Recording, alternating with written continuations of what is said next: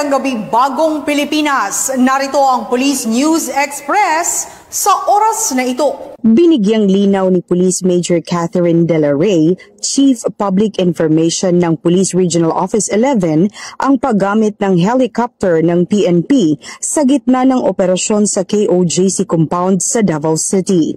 Aniya, ito ay bahagi ng pag-monitor sa mga operating units ng PNP at pag-inspeksyon sa kasalukuyang sitwasyon sa pagpapatupad ng warrant of arrest laban kay Pastor Kibuloy at kapwa nito akusado sa loob ng naturang baluarte.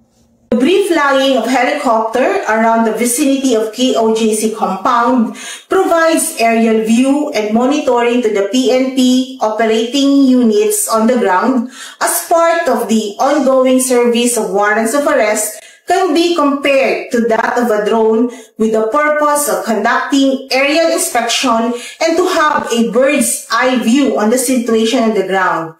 These assets are all part of the ongoing service of warrants of arrest. However, the laser incident wherein the members of the KOJC pointed high-resolution lasers to the pilot's view has posed great risk and danger not to PNP personnel but as well as the general public. At para sa iba pang mga napapanahong balitang pampulisya, laging tumutok sa Police News Network, alagad ng batas, tagataguyod ng balitang pulis.